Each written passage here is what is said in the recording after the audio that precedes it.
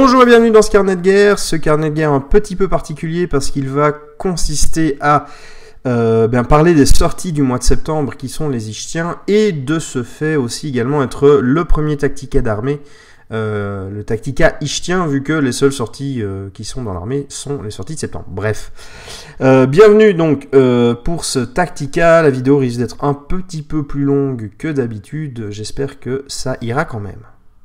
Et on commence par ce qu'il nous présente comme étant la troupe de base, le Grondin, infanterie basique, figurine sculptée par Raphaël Banguet et peinture par Laurent Mautret. Voilà, j'espère que je n'ai pas écorché des noms.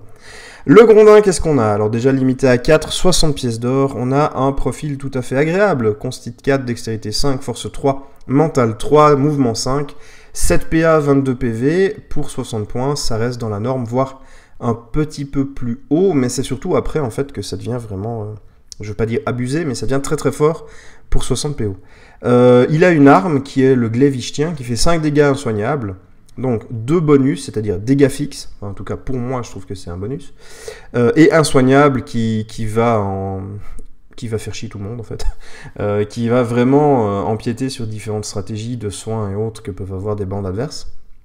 La botte qui est géniale, enfin qui est vraiment très forte. 5 dégâts insoignables, le coup de 3 PA classique. Si la botte passe, le Grondin gagne une attaque gratuite immédiate sur la même cible. Voilà, rien que ça. Comme il a une meilleure dextérité que de force, il est bénéficiaire de sa botte plutôt qu'une attaque normale. Je pense qu'on va voir très souvent cette botte et c'est clairement pas quelque chose à prendre à la légère.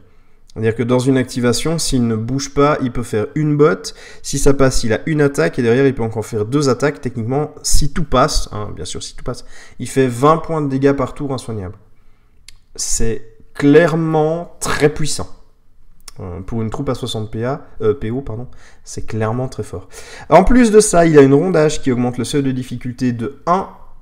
De défense de 1, son seuil donc de défense. Il peut être brisé en une fois pour augmenter le seuil de défense du nombre de cases cochées. Je trouve que c'est très fort parce que ça lui permet de tanker.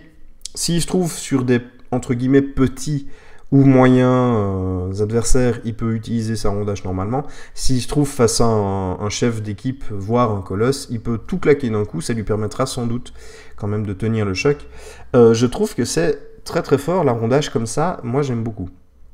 Il a également 2 compétences spéciales, donc créature aquatique, qui lui permettent de ne pas subir de malus de mouvement en eau peu profonde et en eau profonde, de porter une armure et d'attaquer quand il se trouve dans ces terrains aquatiques. C'est logique, c'est un poisson. Ça peut paraître anecdotique, mais dans certaines tables, ça peut vraiment faire la différence. Et la compétence Mucus, qui est une compétence que je trouve tellement cool, c'est-à-dire qu'il paye 1 PA de moins, ses esquives, ses désengagements et ses feintes. Et ça, c'est très fort. Avec la grosse dextérité qu'il a pour une troupe de sprit, je trouve que c'est très très fort. Globalement, le Grondin, c'est une ossature hyper solide pour de la base dans vos armées ichtiennes. Je pense que hormis, enfin pour l'instant, comme il n'y a que 3 sorties, entre guillemets, on le verra 2 fois sur un table, je pense, 1-2 fois. Mais après, avec les sorties qu'il y aura en fonction de ce qu'on va pouvoir avoir, je pense qu'on va voir très souvent 3 à 4 Grondins. C'est pour l'instant une des meilleures troupes à ce prix-là. Je la trouve vraiment, vraiment très forte. Attention quand même, parce que sa force de 3, quand il tape normalement, il démarre que entre guillemets, à 6. Et ses PV, malgré la rondage, il n'a pas de réduction de dégâts. Donc ça peut vite filer. Son mental plus sa constite donne un moral de 7. C'est pas énorme non plus. À faire attention quand même à ne pas s'imaginer qu'il est invulnérable. C'est de la troupe de base, mais c'est de la troupe de base qui est très bonne. Voilà. Je crois que le Grondin, on a un peu fait le tour. Je vais reparler après des synergies en fin de vidéo avec les différentes unités. Mais en tout cas, au niveau de l'ossature de base de l'armée, le Grondin, il fait son taf et il le fait très bien. On passe au Fougou, qui est le tireur de l'armée, sculpture et peinture par William Mordefroy. C'est une figurine que j'ai adoptée de base. J'ai vu le dessin, j'ai vu la figurine après. Celle-là, c'était vendu, c'était bon. Les Grondins, j'en ai pas parlé, mais j'ai eu un peu plus de mal. Niveau photo, je les trouvais pas terrible. Mais quand je les ai eu montés et quand je les ai eu en main, je les ai trouvés bien. Donc, voilà. Ça fait partie des figurines, les Grondins, où il me faut avoir la figurine en main pour l'apprécier. Parce que les photos ne montrent pas tout. J'aime bien la 3D de certaines figurines. Le concept de Fugu est génial. Je surkiffe. Donc, qu'est-ce qu'on a pour ces merveilleuses petites bestioles? Alors, limité à 2, 70 PO, Constitue 3, Dextérité 6, Force 2, Mental 4, Mouvement 3, ça c'est bizarre, mais on va le comprendre un peu après. PA 9, ça c'est très bon. 22 PV, ça va partir comme les Grondins, un peu plus vite parce qu'il a moins de constit et il n'a pas la rondage. Donc figurine fragile mais extrêmement puissante. Pourquoi puissante? Parce qu'il a une Sarbacane. Alors dit comme ça fait un peu ridicule. Mais la Sarbacane, grosso modo, c'est tir, c'est facile, c'est la même chose pour les deux. Cadence 1, on recharge directement. Dégâts 2, portée 6 brasses, recharge 1 PA, empoisonne la victime. Ou choc électrique.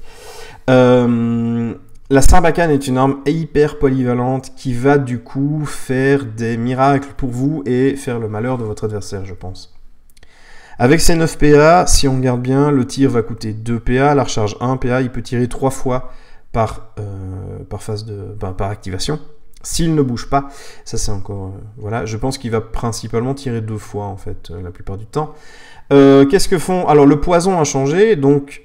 le poison, c'est premier tour d'empoisonnement, la figurine a -1 à chaque carac. Deuxième tour, il a -2, troisième tour, il a -3, etc. Les poisons ne sont pas cumulables avec eux-mêmes, ce qui veut dire que vous n'avez pas intérêt à utiliser ce dard empoisonné 2 fois sur la même cible.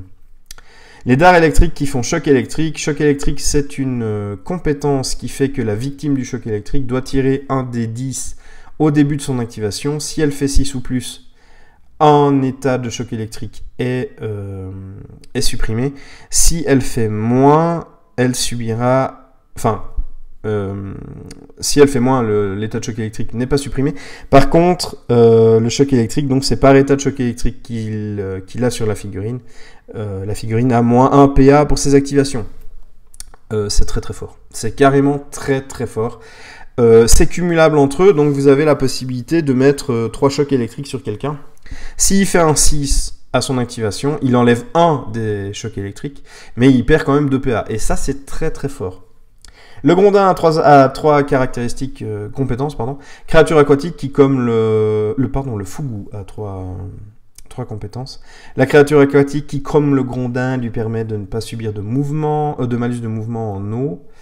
Mucus qui lui permet de faire des esquives à 1 PA, des désengagements à 1 PA et des feintes à 2 PA.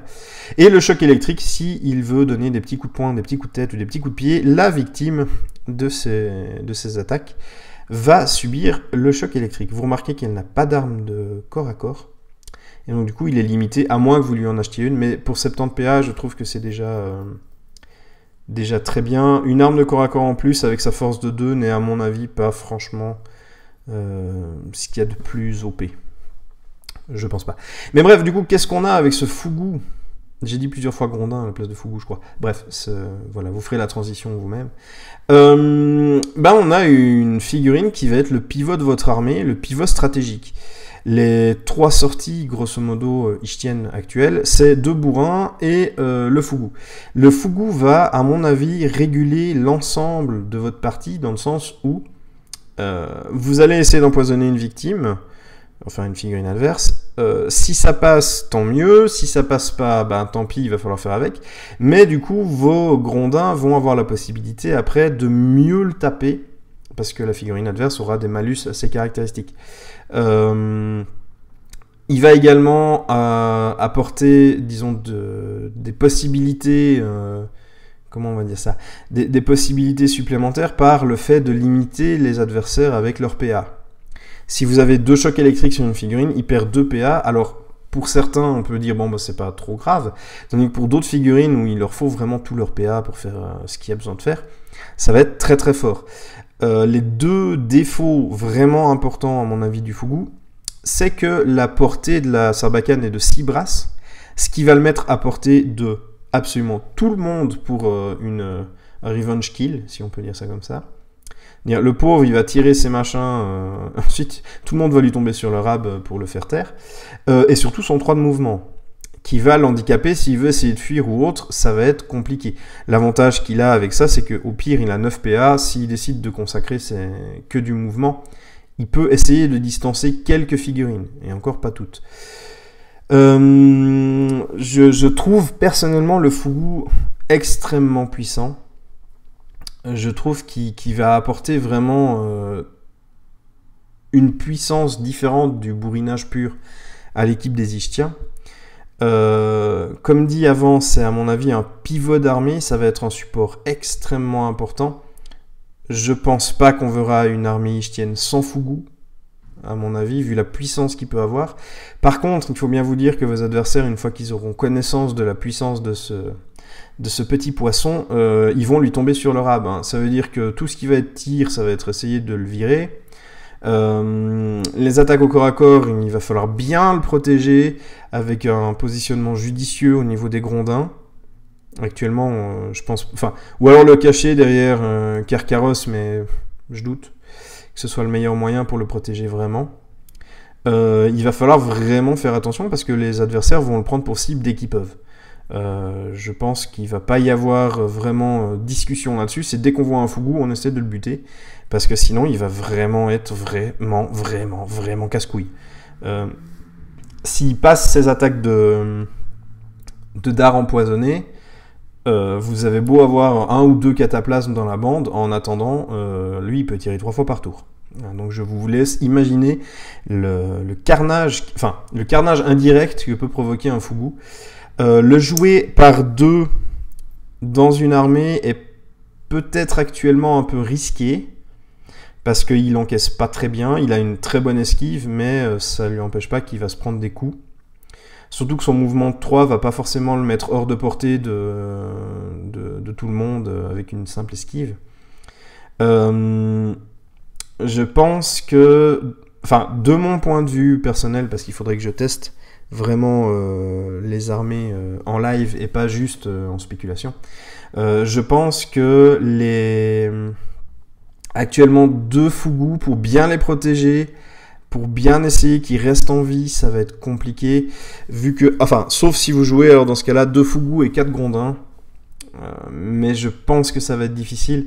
On va revenir sur Carcaros après, mais il vaut quand même la moitié de l'armée, et du coup, vous avez peut-être pas assez d'unités pour protéger efficacement vos Fugu, et perdre un Fugu au tour 1 ou au tour 2, c'est quand même 70 PO, c'est pas négligeable. Je pense que j'aurais quand même tendance à jouer un peu la sécurité et à ne jouer qu'un Fugu, mais qui fasse le taf plutôt que d'en jouer 2 qui fassent à moitié le boulot.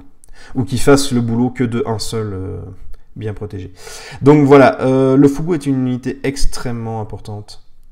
Je pense qu'on va le voir longtemps sur les tables de jeu. Je ne sais pas ce qui va sortir évidemment après au niveau des Ichtiens, mais je pense qu'on va voir beaucoup de Fugu sur les tables. On va peut-être tellement le voir que du coup tout le monde va s'attendre à voir un Fugu et va le bourriner, que les joueurs Ichtiens finiront peut-être par sortir des listes sans Fugu pour surprendre un peu les adversaires.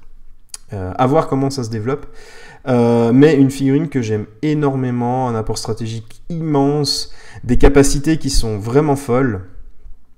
Moi je trouve que les 2 unités de base des Ichtiens sont vraiment très bonnes. Et du coup, on a fini avec les unités de base. On va passer à la bête qu'est Carcaros. Et Carcaros, donc en mode non colosse, est la figurine la plus chère du jeu pour 190 points. Alors déjà, il faut savoir que Carcaros n'est pas un nom, ce n'est pas son petit prénom, mais c'est les Carcaros, parce qu'il y en a visiblement plusieurs. Donc si vous le jouez en campagne, il n'est pas nommé, il va falloir lui claquer des pecs pour qu'il apprenne à jouer de l'harmonica, ça va être sympa. Qu'est-ce qu'on a au niveau de la figurine? Eh bien déjà, les 2 versions de Carcaros sont sculptées par Emmanuel Pontier, la peinture des 2 versions a été faite par Laurent Mautret. Bravo à tous ceux qui ont participé à l'élaboration des figurines d'Ichtien, parce qu'elles sont vraiment super cool. J'ai mes petites préférences. Alors dans les discussions qu'on a eues avec les groupes de joueurs briscards à droite à gauche, chacun il y a des préférences, il y a des préférences pour tout et n'importe quoi. Donc tout le monde est d'accord pour dire que les Ichtiens sont cool, et chacun aime une figurine en particulier. Je trouvais que c'était assez rigolo. On n'a pas tous flashé sur les mêmes, mais c'est toujours bien d'avoir un peu de diversité. Donc qu'est-ce qu'on a? 190 points, on a un profil de gros veau constitué dextérité 3, force 7, mental 3, 5 de mouvement, 9 PA, 36 PV. Et vous voyez qu'il n'y a pas de casse colorée, donc il n'y a pas de test de morale s'il est à bas PV. C'est un profil qui est relativement, disons, on va pas dire classique, parce que c'est quand même le seul à être à 190 points, mais c'est un profil où, si on regarde bien, le coût de la constite à 8 a dû être assez élevé. C'est pour ça qu'il fait 190 points. Mais bon, il a une grosse constite, une force colossale, entre guillemets, une bonne dextérité quand même, et un mental qui est suffisant pour qu'il doit faire 10 sur son jet de morale si jamais il veut rater un truc. Au niveau de ses armes, alors il a 2 armes de base, la morsure qui coûte 3 PA, 5 dégâts, mais 3 dégâts de saignement. 3 dégâts de saignement, c'est vraiment beaucoup.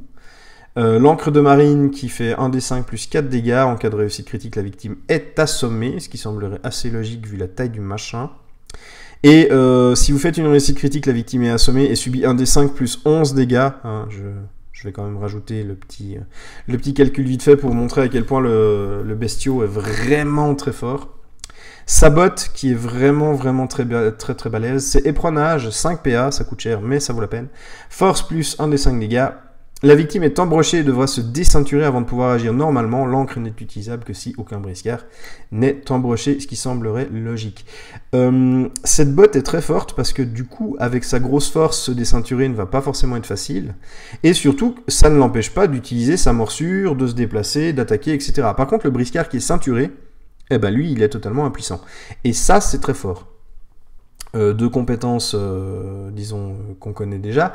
Analgie, qui lui fait qu'il n'a pas de case de couleur. Et créature aquatique, qui, parce qu'il est un requin, il ne souffre pas de malus de mouvement dans l'eau. Il a une compétence bien à lui qui s'appelle Galusha. Un effet de saignement s'estompe en fin d'activation sur 6+. Le petit plus, pas désagréable et utile. Vu que n'ayant pas d'armure et n'ayant pas des capacités défensives autres que sa constite, enfin comme mucus ou etc., ça va quand même être pratique pour lui, qui va sans doute se retrouver beaucoup dans la mêlée. Les saignements, c'est quand même handicapant, surtout quand on joue contre des peuples tels que les Tuléens ou autres. Ça va, je pense, l'aider. Vous avez une chance sur 2, grosso modo, d'arrêter un effet de saignement. Alors, à titre d'information, les effets de saignement s'arrêtent par ordre chronologique, donc c'est pas vous qui choisissez. Si vous en avez 2 à 1 et 1 à 3, vous ne pouvez pas enlever d'abord celui à 3, vous devez d'abord enlever ceux à 1 s'ils sont chronologiquement, s'ils ont été mis chronologiquement avant. Que penser de cette figurine? Eh bien, c'est un gros tas, si je puis dire ça comme ça. C'est la version qui n'est pas Colosse. La version Colosse, j'en parlerai après. Mais sachant que c'est un gros tas, il a quand même un socle de base de 80 mm, ce qui en fait une figurine qui est impressionnante sur le terrain. Si vous jouez si vous jouez la première fois contre lui ou que vous le sortez de votre côté, sachez que c'est une figurine qui prend de la place. Elle ne peut pas forcément passer partout parce que les tables n'ont pas forcément été conçues pour une figurine avec un socle pareil. Alors, il faudra voir les décors et les scénarios joués, évidemment. Mais sachez que l'impression première, c'est qu'on va d'abord lui canarder dessus, parce qu'on va se dire « Voilà, c'est le plus gros, vite, maravons ça !» Et vous allez peut-être subir le côté « Ouais, j'ai une grosse figurine, je vais me foutre au milieu ». C'est pas la bonne idée. Carcaross c'est clairement pas invincible. Mais vraiment pas. Et comme dit, il a pas d'armure. Il a une grosse constite qui virtuellement l'immunise, entre guillemets, au petit briscard qui aurait une force de 2, 3, voire 4. À partir de 4, ça se joue uniquement au dé. Donc, il n'a pas trop peur des petits. Par contre, les gros, à force, ça va maraver, quoi. Je veux dire, vous pouvez être sûr que ça va taper. Ses avantages contre les briscards plus imposants sont sa botte. Parce qu'il ne faut pas déconner, à partir du moment où vous avez un brochet, un Kinak, un Okanek, un Gustave ou n'importe qui dessus, ça va pas forcément être super facile de sortir, ou il va devoir y mettre les moyens pour sortir de cet embrochage. Et vous pouvez tranquillou continuer à donner des coups de dents. Alors, ce que je trouve très fort, c'est que vous pouvez faire une botte, ça va lui coûter 5 PA, et ensuite vous mettez un coup de dent, le mec peut pas défendre. Voilà. Donc il n'y a pas de raison. Hein. Vous avez une petite broche, ça fait un petit peu kebab comme ça, c'est très bien. C'est une figurine qui est violente, mais elle n'est violente entre guillemets que au contact. Elle a 5 de mouvement, donc ça va être difficile de lui échapper, mais comme j'ai dit, elle ne peut pas passer partout, et suivant comment est disposée la table, vous pouvez très bien mind-gamer le truc en vous mettant de façon à ce qu'il ne puisse jamais vous attraper, et lui tirer dessus, ou lui lancer des sorts, etc. Donc, à voir comment les tables de jeu vont évoluer, c'est pas tout à fait une caractéristique propre à Carcaros, parce que cette technique-là va être adoptable contre les montures et les colosses. Mais donc du coup, à voir comment ça va se développer à ce niveau-là. Ces 3 dégâts de saignement peuvent être vraiment très importants, parce qu'il ne fait pas de mouvement, à part le mouvement gratuit, il peut attaquer 3 fois.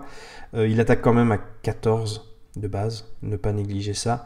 Il fait 5 dégâts et 3 dégâts de saignement. Grosso modo, s'il passe 3 attaques sur vous, vous avez 15 dégâts et 9 dégâts de saignement au début de votre activation. C'est assez flippant. En fait, dit comme ça, on se rend compte de la puissance de la bête. L'encre de marine, c'est classiquement une arme que je vais difficilement utiliser, à part en essayant d'assommer la victime.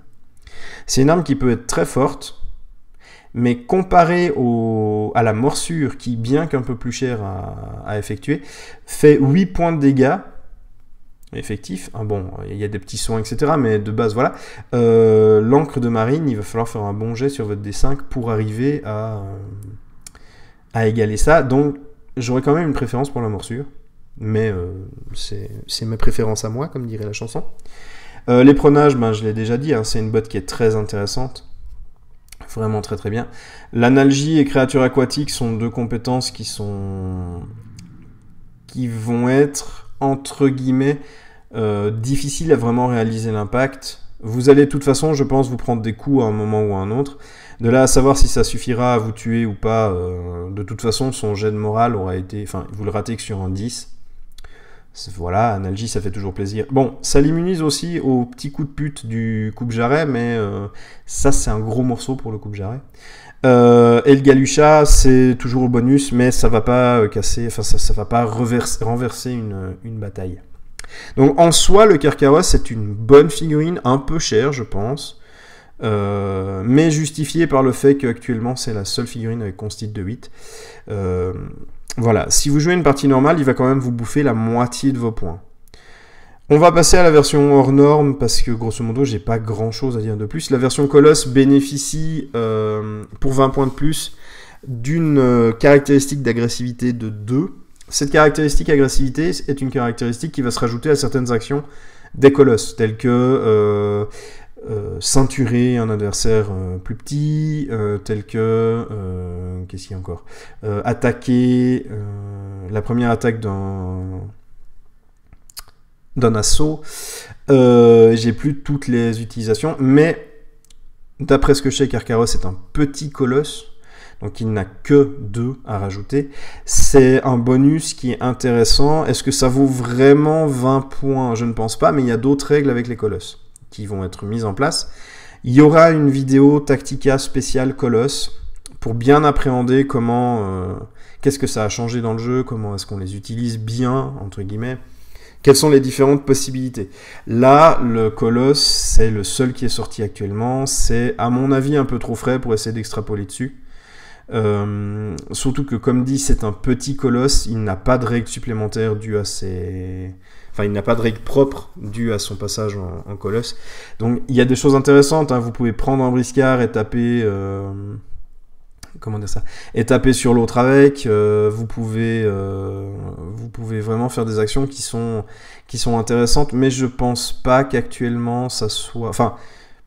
Actuellement, j'arriverai pas à vous faire quelque chose de très précis sur ça, et je pense que ce que je vais dire dans la vidéo Colosse, quand je les aurai testés un peu plus, va s'adapter totalement à lui. Il n'y aura pas de particularité spécifique à ce colosse-là. Donc il faudra attendre un petit peu plus pour avoir la vidéo sur les colosses. Mais du coup, qu'est-ce qu'on peut en tirer? C'est un peu dommage à dire, mais je trouve que c'est la figurine la moins intéressante des 3 qui nous sont proposés chez les Ichtiens. Je dis pas qu'elle n'est pas intéressante, hein, je dis qu'elle est moins que les autres. Le Grondin, avec ses capacités de dégâts insoignables, d'être tanky mais pas cher. Le Fougou qui, à mon avis, est la figurine actuellement chez les Ichtiens la plus forte et la plus intéressante, avec ses capacités à empoisonner et à mettre des chocs électriques. Et Carcaros qui va être là en fait pour bourrer, entre guillemets, là où les Grondins auraient plus de mal ou doivent attendre des tours de poison, Carcaros va pouvoir y aller et gérer ces petites menaces. Carcaros, il a des faiblesses qui ne sont pas inscrites sur la carte, entre guillemets. C'est-à-dire que s'il est empoisonné, Carcaros, il va vite perdre en puissance. Sa force va diminuer, sa constite va diminuer, et toujours pour 190 points, avoir une constite qui diminue et une force qui diminue, on aura peut-être l'impression de se faire blouser, et de se dire, mais merde, mon 190 points, il vaut plus rien, quoi. Je veux dire, vous lui donnez 1 ou 2 chocs électriques, un poison sur un tour ou 2. Voilà, donc Carcaros, il va falloir en prendre soin. Ça veut dire qu'il va falloir que vos Grondins, vos Fougous, ils aient des cataplasmes pour éventuellement soigner le poison.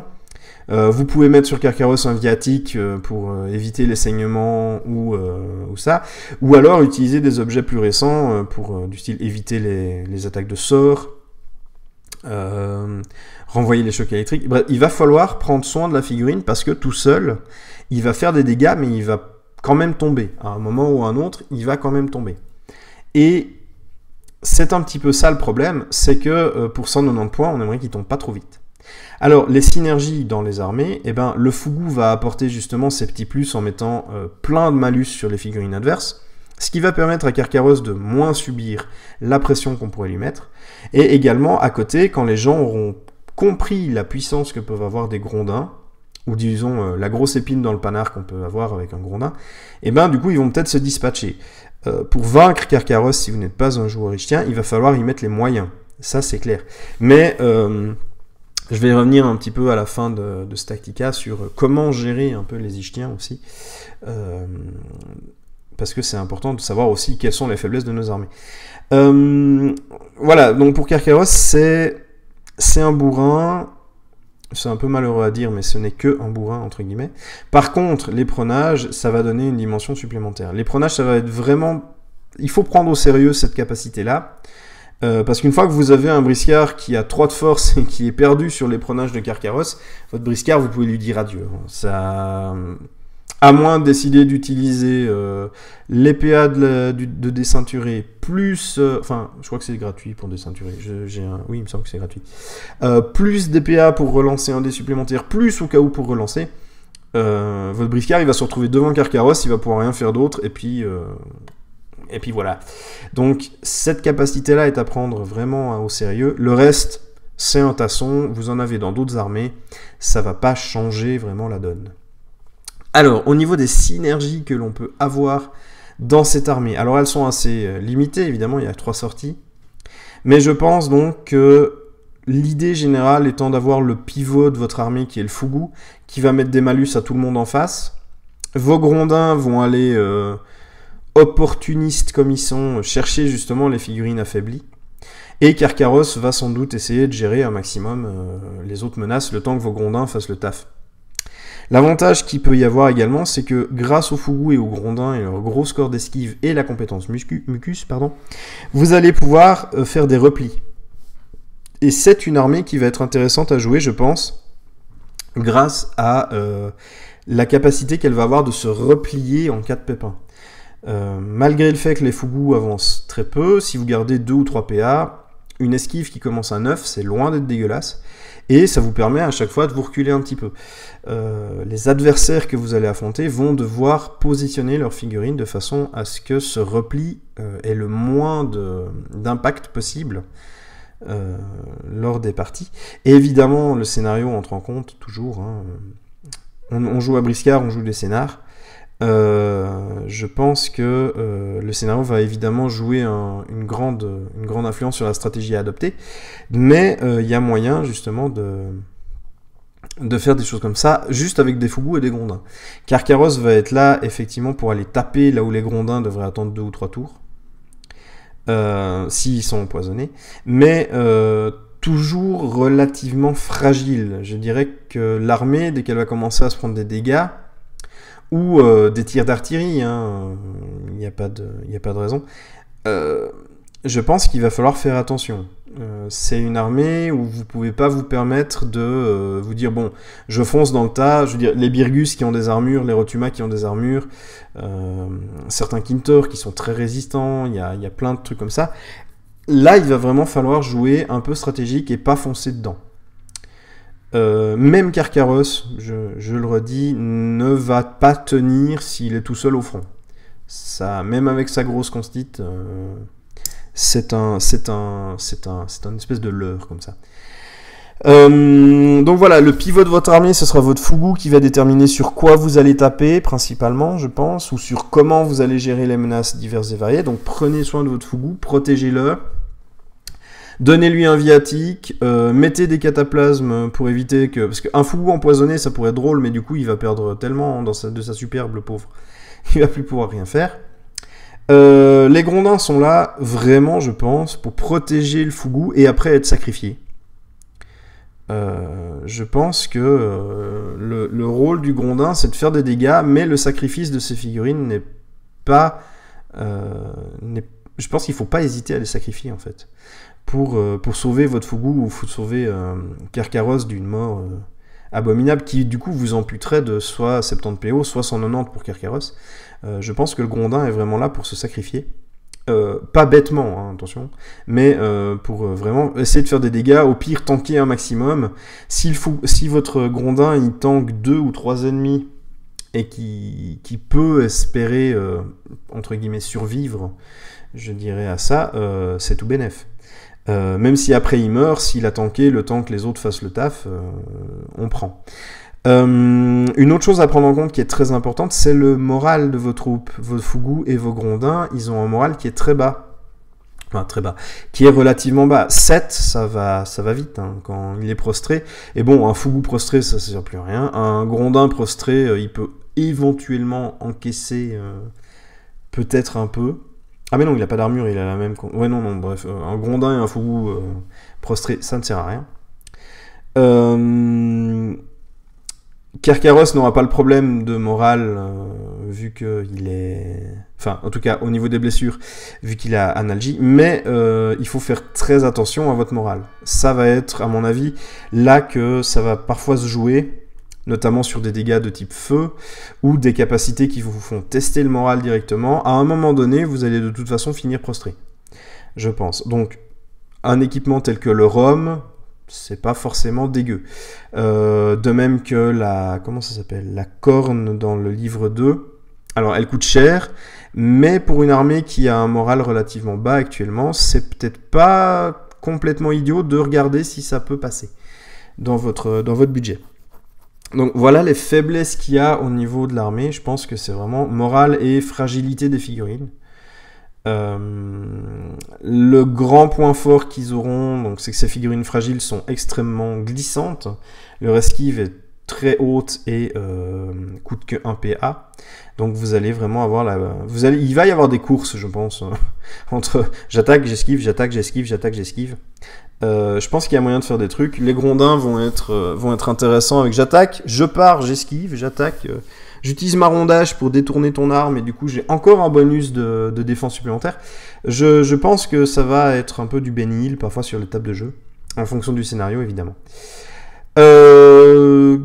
Mon impression générale sur les Ichtiens, alors déjà on m'a teasé sans arrêt, donc j'étais très teasé, on va dire ça comme ça. J'aime bien les nouvelles règles qui sont sorties avec, j'aime bien les idées que les Ichtiens ont. J'attends les prochaines sorties avec impatience, notamment la prochaine troupe ichtienne, dont le nom m'échappe actuellement. mais où dans le livre 2, il y a beaucoup d'artwork sur cette troupe-là. J'attends de voir ce que ça va donner, parce que ça va permettre aussi un peu de diversité. Là, actuellement, les compos Ichtiennes, ça va être Kerkaros, un Fougou, deux Grondins, ou Kerkaros, deux Grondins, deux Fougou, un Grondin, ou alors carrément what the fuck, deux Fougou, quatre Grondins. Donc niveau diversité, ça manque encore, mais bon, en même temps c'est les premières sorties, donc c'est normal qu'on y aille doucement. Au niveau du colosse Kerkaros, ben je peux pas en dire plus et je veux pas trop m'avancer non plus. Je veux d'abord bien tester pour éviter de dire trop de conneries. Donc voilà, je pense avoir à peu près tout dit au niveau de l'armée actuelle telle qu'elle l'est. J'ai bien conscience que ça va évoluer, que ça va beaucoup évoluer. En tout cas avec l'apparition des montures, l'apparition des nouveaux colosses, l'apparition de nouvelles troupes et de nouveaux personnages pour les Gistiens, le Tactica va beaucoup changer. Je pense qu'à la fin une fois que j'aurai fait tous les Tactica d'armée, je vais refaire un Tactica Ichtien pour mettre à jour en fait ce Tactica préliminaire entre guillemets. Mais voilà, j'espère que cette vidéo vous a plu, que vous avez trouvé intéressante. N'hésitez pas à laisser des commentaires sur la page Twitter, Facebook ou en bas de cette vidéo. Je suis ouvert à toute suggestion. Je ne prétends pas avoir la science infuse, donc si j'ai dit des bêtises, n'hésitez pas à me les mentionner. Ou si vous avez une autre vision des choses ou d'autres idées qui vous ont traversé l'esprit, moi je suis toujours preneur, hein, c'est aussi comme ça qu'on apprend. Et d'ici à la prochaine vidéo, eh bien, que les dés soient avec vous.